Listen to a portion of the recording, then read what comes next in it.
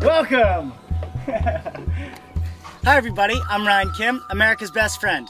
Today I'm in Ferrisburgh, Vermont with the Matthewson family and Tanya Bashaw. This is Tim and Paula and their son Luke. Oh! Whoa! Snap! I came out today because Tim and Paula and Luke have built this house from the ground up. 16 years ago, there was nothing but field. Nothing but field. And today we have a almost completed, beautiful geodesic dome house. Can you tell us, really quickly, Tim, how you came across this project? Well, we were renting for years, and we wanted to buy a house, and so I went through a home ownership program. I learned how to get a mortgage. I learned what we qualified, what that number was that we could pay, and that gave us a raised ranch in a cul-de-sac in South Burlington. Sure. So I didn't want to spend every money I had for that, and neither did Paula. We didn't like that, and then we started thinking about land. Maybe we would do land and build something. This is sort of an interesting story for me. Can you explain how you found this piece of property? Well, we all independently dowsed with a pendulum. What is dowsing? You take a pendulum and it had a crystal and there's an intention and you search over the map and all of a sudden it drops. So you all did this blindly, in the sense that no one knew where everyone else had landed, and you all landed on the same spot. Yeah. Which was right across the street. How would you describe dowsing, Luke? Is it magic? Yeah.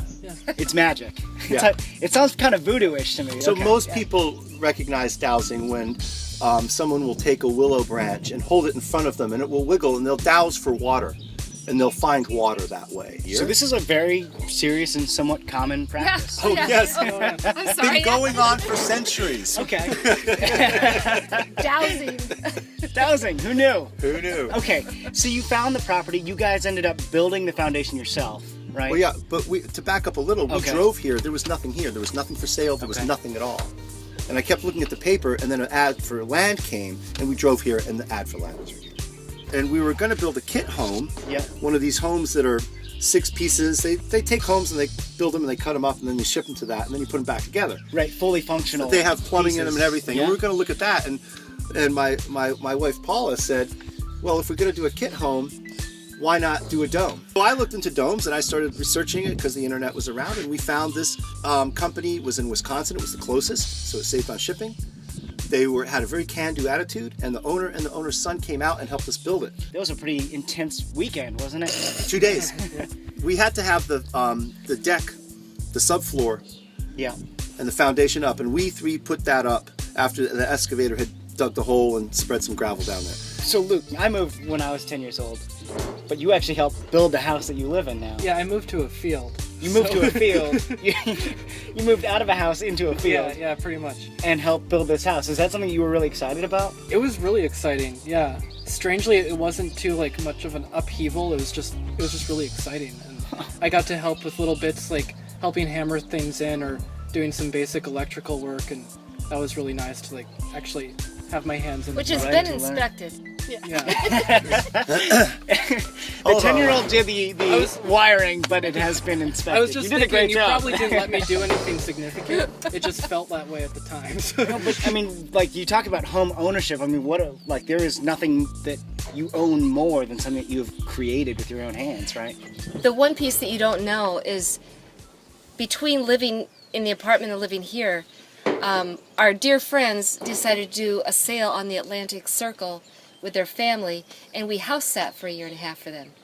And so we were homeless for 6 weeks. So you hopped around house sitting, and wasn't there a period then you bought an RV and you were living? We did here when we were house sitting in Williston. And the timing still wasn't right, so. But there was a perfect RV for cheap that was old. I just drove it here and Plugged it in. plugged it in, and So how long did you live in the RV? 2.5 months. 2.5 months. What, 2 months too many? I'm gonna get teary if I think about it. Yeah, Oh, soft. I think when the mouse ran across you, or when the wind was so cold, because RVs are only about that thick, Yeah. and because it was so November, freaking December. cold. It was like camping. November, December. Then, well, then you moved out of the RV into your basement. The basement, right? And then you lived there how long? 4 years. About 3.5 years. 3.5 or 4 years you lived in the basement while you built the rest of the house. And Paula would cry herself to sleep at night. Because we had plastic on the up above us.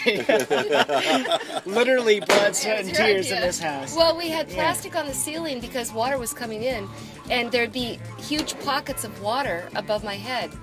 And oh my God. Don't break. So my father had a farm in Iowa that I grew up on, and he put up his farm to do this, to co-sign for a loan for us. And Wow, we were what a story. in all of that we were advised against it by people who were in the building trades. Well, it And sounds extremely risky. Would you advise against it now if I were Oh to do yes.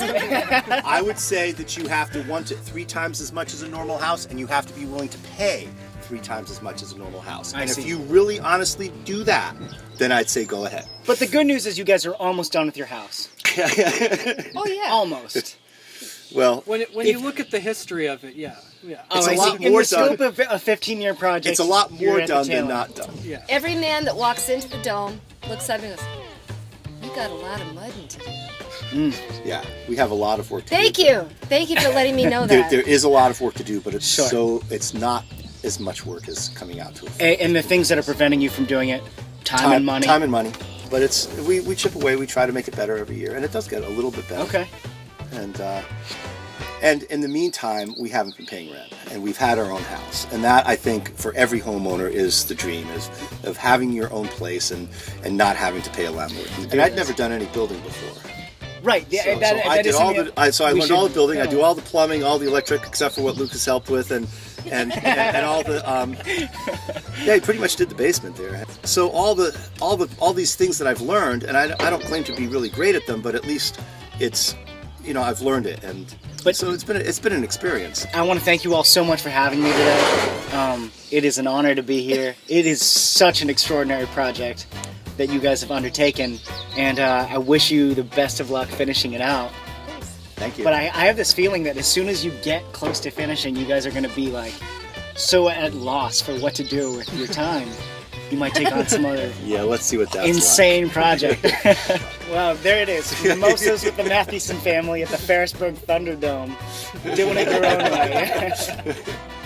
And there's no thunder crashing. And no thunder, yes. like. Yeah. It'll come. Cheers. Hey, cheers. Cheers. Yeah. Thank you. Yeah. Thanks for coming out. Thanks again for watching another episode of America's Best Friend. Please check out my Patreon page and consider becoming a supporter of this project.